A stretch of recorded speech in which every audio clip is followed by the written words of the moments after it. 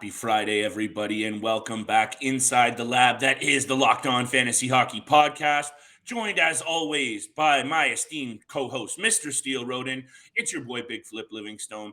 There is a lot to get to on today's episode. We have a lot of major fantasy pieces returning from injury, some heading to the IR, and that means major implications for your fantasy squad. Of course, big-time bets. Let's get right to it. Happy Friday, everybody. You're Locked On Fantasy Hockey, your daily podcast on fantasy hockey. Part of the Locked On Podcast Network, your team every day.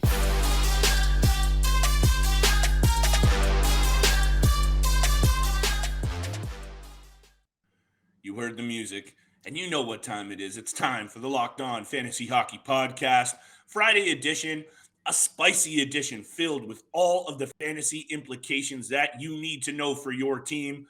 Thank you for making us your first listen every single day. We are free and available across all platforms you find your favorite and hottest content. That includes YouTube. We are here to hold your hand through the next couple of days, Steele. There's a lot going on with these players returning from injury. We got Max Pacioretty.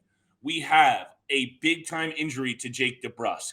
Jack Eichel returns from injury. We got the Washington Capitals getting healthy. This is implications abound for your fantasy team. And I'm not even talking about the Winnipeg Jets yet, and we're going to get there as well. Of course, we're getting to big-time bets, but honestly, Steele, taking a look into the research today and seeing what this is going to do, these returns from injuries, and honestly, I don't know where you want to take it anywhere you want because it all kind of falls into the same playing area here. Top six forwards returning from injury, major impacts, one top six forward going on the IR. There's some shuffling of lines. There's some opportunities for some players like even Taylor Hall to get some increased looks. Let's talk all about it. I don't know where you want to go, but I'm fine anywhere you want to take us, my friend.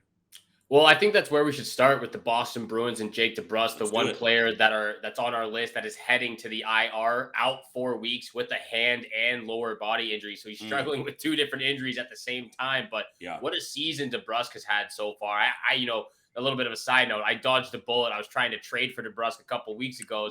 Definitely dodged a bullet there. But what a season he's had so far. 16 goals, 30 points in 36 games, playing on that top line with Pastrnak and Bergeron or Marchand, whenever they switch up the lines. But, he's such an important player to this Bruins. He's become a very important player to this Bruins organization. Other than the fact of that one down year where he had 14 points in 41 games, which is obviously not good, he's been a relatively consistent player, upwards of, minimum 40 points, anywhere between 40 and 50 points. So he's a very important player for the Boston Bruins, and I don't think a lot of people put a lot of respect on his name because he's not one of the big names the Bruins have in their roster right now. But, I know you and I were talking about the Bruins. We're looking forward for the Bruins to lose a couple of games in the near future. Obviously, you and I don't want a player to go down to injury. No, we don't want that to be the reason to affect the team. But I don't know if this actually does affect the Bruins that much. Their team is just so good right now. And obviously it's a big loss to fantasy owners out there. But for the Bruins themselves, they're just rolling right now. They might lose a couple of games, but they're just such a good team. And I think they can, be pretty well off without DeBrusk for the next 4 weeks. Really good point. That's just how good these Bruins have been, much to both of our chagrin. You mentioned them being at the top of the NHL for goals for and goals against. That's a rare feat, especially this late in the season. This team just continues to do impressive stuff. And really, I think the takeaway here is, maybe not the overall effect on the quality of this Boston Bruins team. It's on the fantasy pieces in that top six, because even a guy like David Krejci, who was having a good season coming back to the NHL, feeding that biscuit to Pastrnak, now maybe Krejci owners take a hit, or maybe if Krejci was a peripheral guy on your team and he's not going to get that same dynamic look, whereas maybe Taylor Hall, now if you are a Taylor Hall owner, maybe you enjoy this bump a little bit in his playing time in the top six.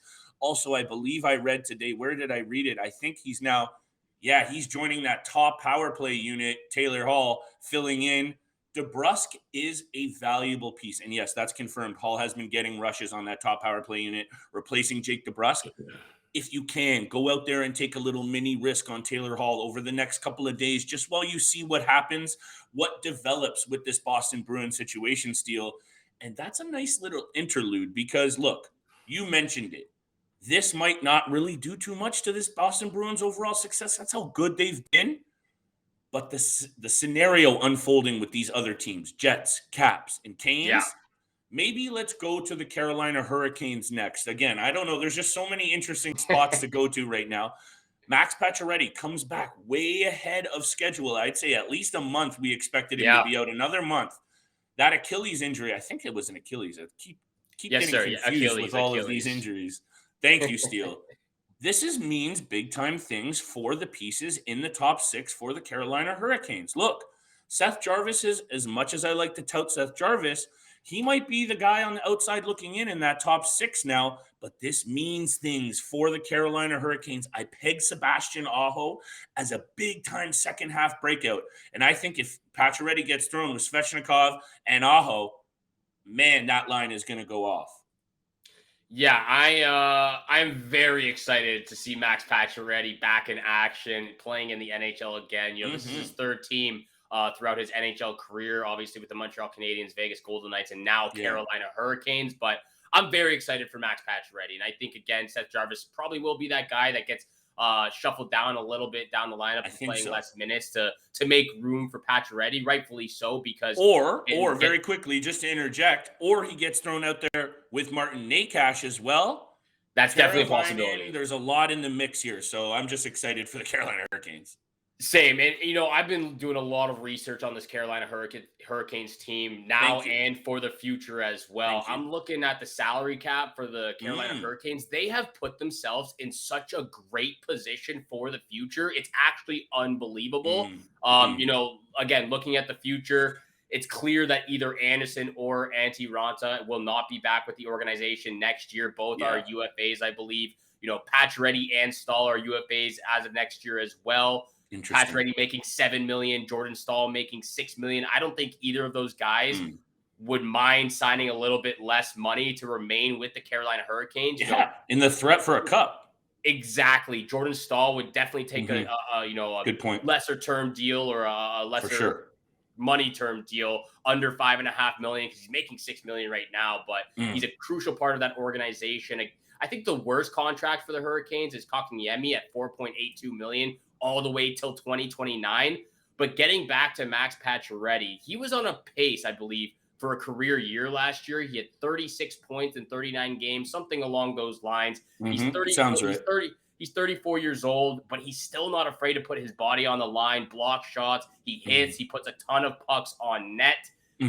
60 points is in his wheelhouse. Maybe not this year, but if he plays a full season next year, 60 points is definitely in his wheelhouse for the future. And I really like the look of this Hurricanes team. It's going to be a very, very deadly team.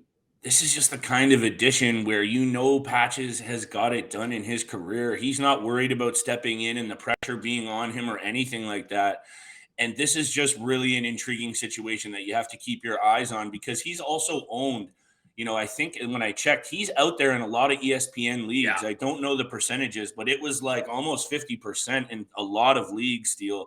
Patches is out there. Go take a risk because whether he slots in with Teravainen and Aho or whether it's Svechnikov and Nicklas, now I finally have those line combos right. I can feel the Carolina Hurricanes. I'll tell you right now, Pacioretty is owned at 23% right now on ESPN. He is definitely out there in most leagues. That doesn't make sense to me, people. I went off the other day on Hampus Lindholm. Appreciate the feedback from y'all Boston fans in the comments.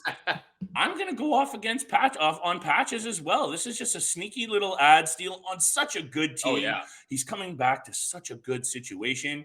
Speaking of which, we're going to get to the Jets. We're going to get to the Caps. They have a bunch of players returning from injury, and we're going to get to big-time bets for Friday's 6-game board.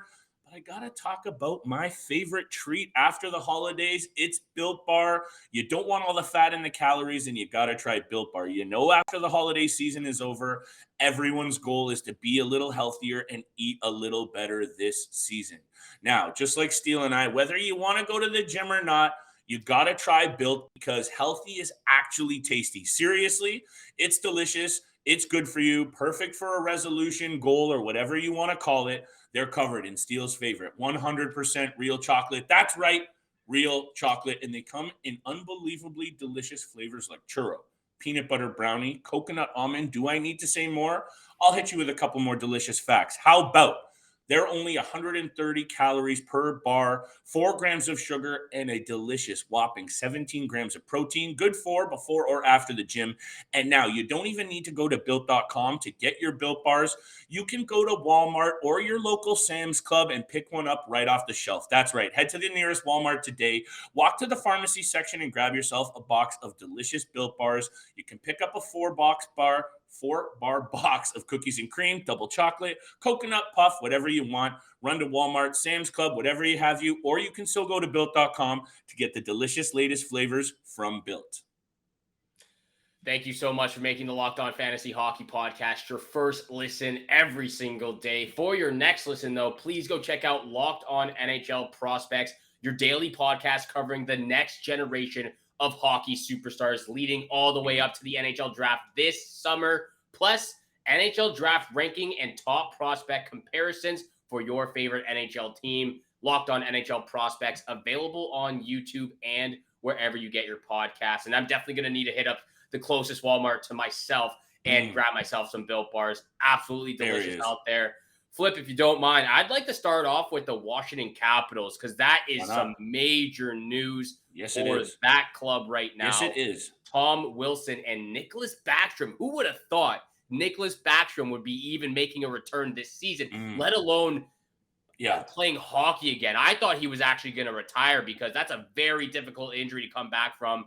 Hip surgery in the offseason. It didn't look like he was going to be. It looked like he was out for the entire season, maybe even potentially hindering his NHL career. But what a turn of events for the Washington Capitals. Tom Wilson and Nicklas Backstrom very close to returning into the lineup, and this is just huge news for the Washington Capitals. Huge news, and this is a team, Steele, that you and I have been very hard on, and I was projecting after that John Carlson injury, after all the injuries that had piled up, that this team was going to slide. Look, this is the Ovechkin magic. This is permeating through the rest of the team, his confidence, and he wants that goal record real bad, and you can see it in his face, and you can see it by the play of the rest of his teammates.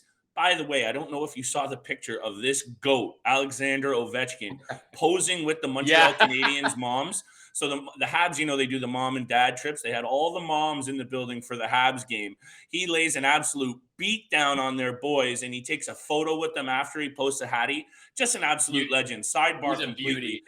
But them getting Tom Wilson and Backstrom back, not only is this huge for Ovechkin and the goal record, this is just huge for this team overall, because if Carlson can get healthy, you and I have been off the mark with this Washington Capitals team.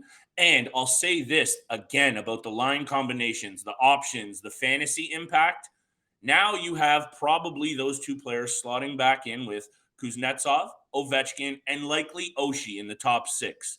So Connor Sheary or Dylan Strome are likely on the outside looking in, one of those players, but one of them is going to remain in the top 6. So keep your eyes peeled on this Washington Capitals situation, Steele. And I don't know about you, but you can't help but feel they want to give Dylan Strome that run out. He can play the wing as well. Let's see what happens. What do you think about that? Because I'd be leaning keeping Strome over Sheary.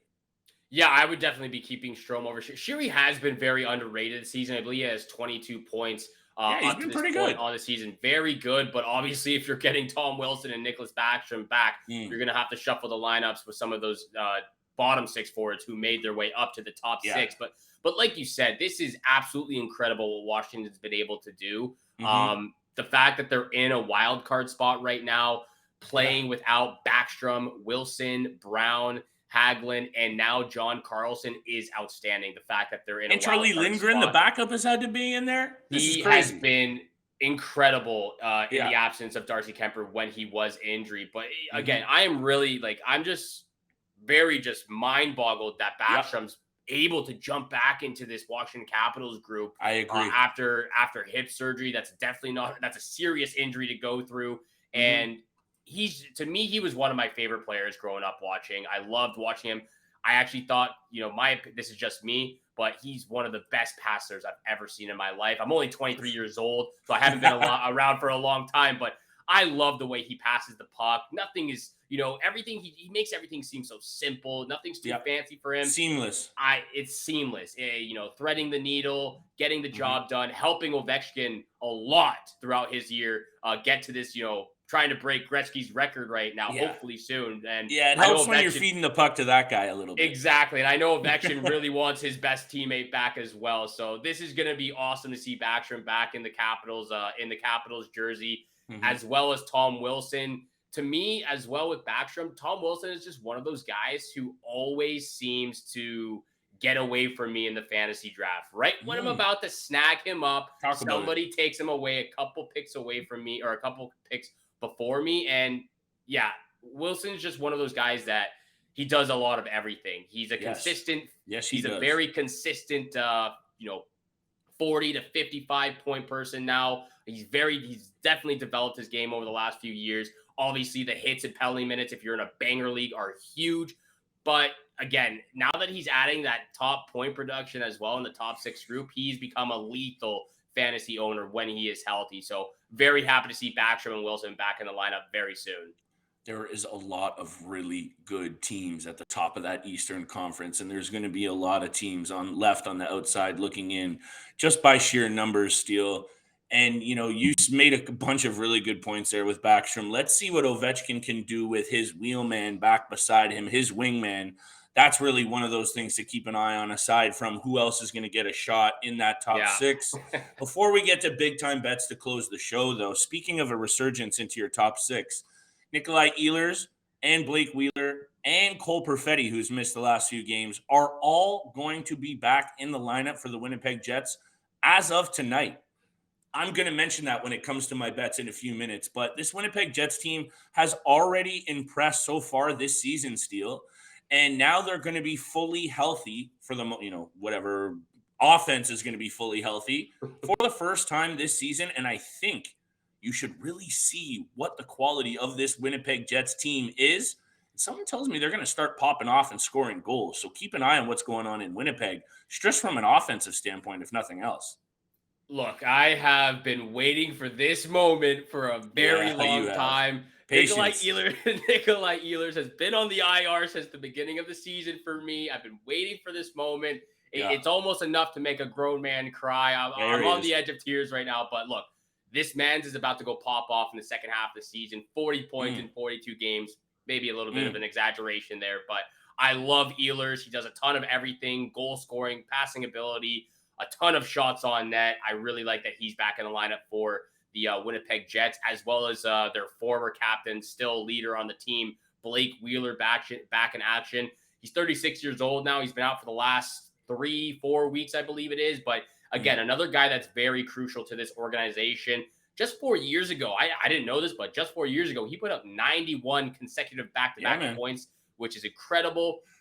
Obviously, being at 36 years old now, it's kind of dropped off a little bit, but he's still putting up 50, 60 points a season, which is great. The peripheral stats have kind of fallen off a little bit, but he's still a great fantasy piece for any team. So a lot of guys coming back into the lineup. This might be a bit of a bold take and not a very popular one. In my opinion, looking at that top 6 in Winnipeg, when they are firing on all cylinders and healthy, I know it's like caveat left and right here, they're one of the most underrated top 6 forward groups in the NHL, in my opinion, offensively. Say what you will about their two-way game. I don't even think that's bold whatsoever, especially now that Pierre-Luc Dubois has been so good. There's a lot of talent here with this Winnipeg Jets top 6. Now they're getting some Morrissey love on the blue line, even though I think that's going to regress. If you want to hear the regression targets for the second half or players you want to fade, that was yesterday's episode. But yeah, Steele, a lot to love what's going on in Winnipeg. And now let's see what they can do at full health. Kind of the same thing with these Winnipeg Jets and the same thing with these Carolina Hurricanes. Now let's see what these teams can do now that they have all their pieces back. Keep your eye on all of those fantasy situations because just the peripheral pieces are starting to get a lot more value. Big time bets on the way. Well, now I'm very excited because you kind of alluded to that Jets. That's what I do, Steele. Bets there. Thank you so much for making the Locked On Fantasy Hockey Podcast your first listen every single day. Please make sure you go hit the subscribe, hit the follow button. Flip and I appreciate all the love and support out there. And like Flip said, make sure you're not afraid to go leave a comment on our YouTube channel. If you disagree or agree with any of our hot opinions over here, DM us on Twitter at LO_fantasy NHL as well. We'll get back to you as soon as possible. Thank you for all the support. Thank you so much. Let's get to big time bets, though. I'll throw it over to you because I'm really interested to see what you have to say about these Winnipeg Jets. Gone back and forth on these picks, Steele. I'm on road. It's another hotel recording special, making sure all of our fans get that content Monday to Friday. I'm going to save my Jets pick because I'm going to just explain it in a minute. Let me just leave it at that. Nashville at Washington. We talked a lot about this Nashville team coming on hard, strong in the second half. I went back and forth because, this is a big time influx of not just players and talent on this Washington team. Even if they're not back Friday, it looks like it might be Saturday, Sunday, Monday, one of these next coming days. This team is going to be fired up. So I wanted to just go with Washington, but Nashville is that second half team. So I looked into the numbers a little bit. This feels like a high scoring game, Steele. Looking at the recent numbers, Nashville's last 3 games, 6-1, 5-4, and 6-3. Washington's last 3 games, 4-3, 9-2, and 5-4. All of these games have gone over the number for both of these teams. That's where the trend is going. Trends are your friends. I'm not overthinking this one. This could easily be 4-3. I know I've been saying that. 4-3 is my number these days, people, because that squeaks over our lucky total. Number 7. Thank you so much. So that first pick, Steele, Nashville at Washington. I think they're going to be jazzed up at Washington at home. I wanted to take them on the money line, but let me cop out a little bit and better odds. Give me the over 6.5 for that Nashville-Washington game. I like the over in that game as well. Like I said, I think that Nashville Predators, you said this as well many, many times. Predators are a second half season team. But I even said so myself that they're going to start scoring a lot more goals than we saw in the first half. So I like that pick a lot. My first 2 picks come from the same game, actually. But one of them is my lock of the night. So I'll start off with this other pick, actually. Arizona Coyotes on the money line against the Chicago Blackhawks. This is probably the perfect time to pick them. Blackhawks are depleted. I believe Kane is now day-to-day with an injury as well. So that's another top-tier player for them. He's been battling. So I'm going to go with the Coyotes on the money line. And Flip, actually, if you don't mind, I'll just ream off the other 2 picks as well. Go off. Second pick of the night, Matthew Tkachuk anytime goal. I've done it the last few games. It's hit for me the last few games as well. He's got 6 goals in his last 4 games. He's firing on all cylinders. He is the offense juggernaut of this Florida Panthers team, trying to get it all done by himself. Hopefully get some help from Ekblad and Barkov and Verhaeghe like we talked about a couple days ago. But Tkachuk, anytime goal is my second pick. And my lock of the night, I'm taking the Panthers on the money line, -139 against the Detroit Red Wings. We know that the Panthers are a much better team than what they've shown us this year. They have the talent. They're not performing up to that expectation that everyone thought they would. They're going to need to be a lot better, and I think it starts against this Red Wings team. Very quickly, I love that pick, but your pick with the Arizona Coyotes is slightly concerning because I think Connor Ingram might be in the cage on a back-to-back. That's a little bit, for me, a little bit dicey because I do like Vejmelka. He's a solid pick, but my second pick, you're going to like it. Panthers on the money line. This just feels like a good spot for the Florida Panthers. And when I take a look into the recent head-to-heads against the Detroit Red Wings, about 9 out of the last 10 wins have gone the Florida Panthers' way, this head-to-head matchup. I love me some head-to-head matchups. I think this Florida Panthers team has underachieved. And honestly, Forsling, Montour, Ekblad, I think defensively they can be a lot better. And I know they've put up fantasy-wise, but I think those 3 D-men are good enough with the goaltenders they have and the top 6 they have to make some noise. And they just haven't done it yet. So let's keep our eye on that situation. You know, I love saying that, Steele. But Panthers money line, that's my second pick. And to arrive at my lock of the night, the Tampa Bay Lightning got walloped the other night by the Minnesota Wild. Yes, they did, I'm sure you like that. And Tampa has been very back and forth this season. Streaky. Good, not so good, really good, and really bad. And I'm going to ride what I've seen over that last couple of games. They don't look super confident in their two-way game. The Jets are getting all 3 of those studs back. All 3 players play on their top power play unit. This Jets team is going to be jazzed up to be complete in their offensive forward group. This just feels like the right spot. And, oh, wait, the Jets are one of the best home teams in the league this year, 14-6. Jets on the money line, that's my lock of the night, and I'm feeling confident in that pick, Steele. I like your pick right there with the Jets on the money line. I do, however, have to say that Ryan Elliott did play a back-to-back scenario against the Chicago Blackhawks and Minnesota Wild because Vasilevsky was out with an illness. So that's why the Minnesota Wild had a little bit of a beatdown against those Lightning. Nonetheless, I take back everything I say about the Panthers. Nonetheless, the Jets at home on the money line. I like the pick. They're getting a ton of resurgence back into the lineup. I'm really excited for Nikolaj Ehlers. Hopefully, he can get my fantasy team going a little bit more. Maybe a little sprinkle on the Ehlers prop might be juicy. Might have to be a little prop on Nikolaj Ehlers for sure Friday night. Thank you so much for making the Locked On Fantasy Hockey Podcast your first listen every single day. Again, for your next listen, though, go check out Locked On NHL Prospects, your daily podcast covering the next generation of hockey superstars leading all the way up to the NHL draft this summer, plus NHL draft rankings and top prospect comparisons for your favorite hockey teams. Locked On NHL Prospects, available on YouTube and wherever you get your podcasts, just like this podcast right here. Hit the subscribe, hit the follow button, give us some love out there. We appreciate it. Have a great day. Have a great weekend for that matter. Good luck with all your bets out there, and we shall see you back here again on Monday. Peace.